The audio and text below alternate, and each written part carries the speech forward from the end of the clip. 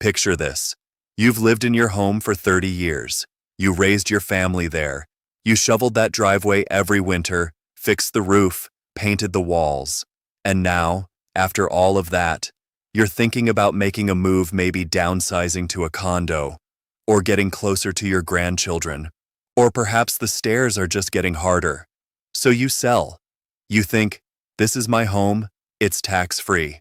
I've earned this. And then, 6 months later, a letter arrives from the CRA. My name is Joseph, and this is Canada Pension Guide, the channel, where we translate the government's complex rules into plain English so that you can protect what you've worked a lifetime to build. Today's video is specifically for Canadian homeowners, especially those of you who are 60 or older and thinking about a property move in 2026, because there are real, verified rules in place right now that are catching seniors completely off guard. And if no one explains this to you clearly, it could cost you tens of thousands of dollars or more. Stay with me for the next few minutes because this information is not being talked about loudly enough, and the people who are getting hurt the most are the ones who assumed everything would work out fine. Here is what I need you to understand before we go any further. If you close this video right now and you are planning to sell, transfer, or gift your property in 2026, or if you already sold in 2025 and haven't filed your tax return yet, you could be walking directly into a CRA audit, a penalty of up to $8,000, or a tax bill that wipes out a significant portion of your sale proceeds. This is not a scare tactic. These are documented CRA rules and penalties that I will walk you through one by one. The good news is, every single one of them is avoidable if you know what to look for. So let's get into it. Number 1, the 365-day rule that most seniors don't know exists. Since January 1st, 2023, Canada has had what is called the residential property flipping rule. Here is exactly what it says. If you sell a home that you have owned for less than 365 consecutive days, the CRA automatically treats your entire profit as business income, not a capital gain. And your principal residence exemption, the tax shelter that has protected Canadian homeowners for decades, is completely denied. Now I know what some of you are thinking. Joseph, I'm not a flipper. I'm not buying and selling homes for profit. This doesn't apply to me.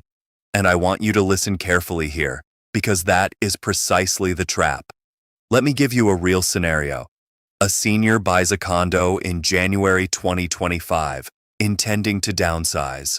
By October, they discover the building has special assessments, or the noise is unbearable, or a health issue changes everything. They sell in November 2025, 11 months later. Under this rule, that entire gain is taxable as business income. On a property with a $300,000 profit, at a marginal tax rate of around 40%, that senior could owe over $120,000 in taxes on a move they never intended to make as an investment. The CRA does recognize certain life events as exceptions, things like a serious illness, the death of a spouse, or an involuntary job relocation. But the burden of proof is entirely on you. You must document it. You must file correctly. And in 2026, the CRA is using AI-assisted audit systems to cross-reference land registry records with tax filings automatically. This is not a random check anymore. It is systematic. Number 2, the form you must file even when you think you owe nothing. This is one of the most common and most expensive mistakes I see seniors make. You sell your home. You've lived there for 25 years. You know it qualifies for the principal residence exemption. So you figure, nothing to report, nothing to pay, nothing to file. Wrong. Since 2016, the CRA has required every homeowner who sells their principal residence to file Form T2091 IND, the designation of a property as a principal residence, along with Schedule 3 on their T1 tax return. If you do not file this form, the CRA can assess a late filing penalty of $100 per month up to a maximum of $8,000. And more critically, They can reassess your return outside of the normal time limits, meaning they can come back years later and challenge your exemption. If you sold in 2025 and you're filing in the spring of 2026, this form must be included, no exceptions. And if you sold in a prior year and never filed it, you can still correct this using a T1ADJ adjustment request, but the sooner you do it, the better. Number 3. The care home transition trap that families walk into every year. For those of you whose parents may be moving or who may yourselves be considering a transition to assisted living or a care facility, this rule is critical. When a person moves permanently into a long-term care home or nursing home, their former property can no longer be designated as a principal residence going forward. However, and this is the part that could save your family thousands, there is what the CRA calls the +1 rule. This means the home can still be claimed as a principal residence for one additional year after the move. Many families are never told this.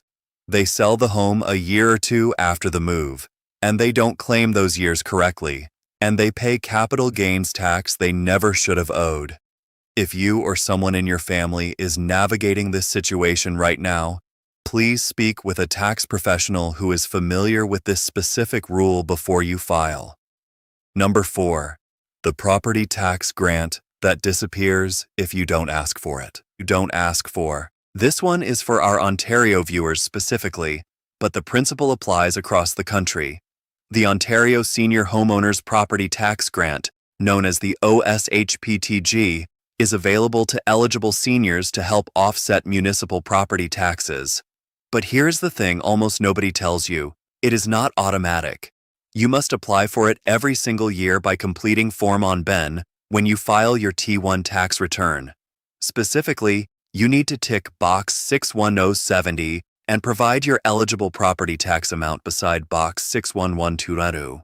Miss the April 30th filing deadline, and you lose that year's grant permanently. You cannot go back and claim it after the fact. This is money that is already set aside for eligible seniors, and every year, people leave it on the table simply because they didn't know they had to ask. Now I want to pause here for a moment and ask you something directly. Drop your province in the comments below, followed by the word truth if you were not aware of at least one of these rules before watching this video today. I read every single comment on this channel, and your responses help me understand exactly what topics to cover next, so that we can make sure no one in this community gets blindsided by a rule that should have been explained to them years ago. Now let's talk about what you can actually do, because I never want to leave you with just a list of problems. Here is your protection plan. Step 1. If you are planning any property transaction in 2026, whether it is a sale, a transfer to a family member, or gifting a property to a child, do not proceed without a conversation with a tax professional or a certified financial planner who specializes in seniors' real estate tax. This is not optional anymore, given where CRA enforcement is heading. Step 2. Gather your documentation now. If you have owned your home for many years, locate your original purchase records.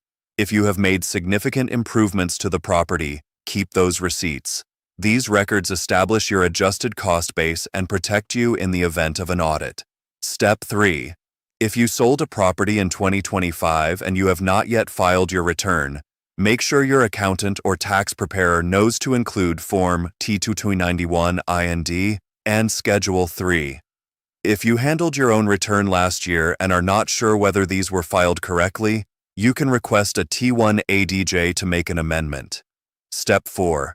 Ontario seniors, set a reminder right now for before April 30th, 2026. When you or your tax preparer sits down to file your return, confirm that Form T2091 is completed and that you have claimed both the Ontario Trillium benefit and the OSHPTG if you may be eligible. This is one of the simplest benefits available, and it is one of the most commonly missed. Step 5. If you receive any letter from the CRA regarding a property transaction, do not ignore it and do not panic.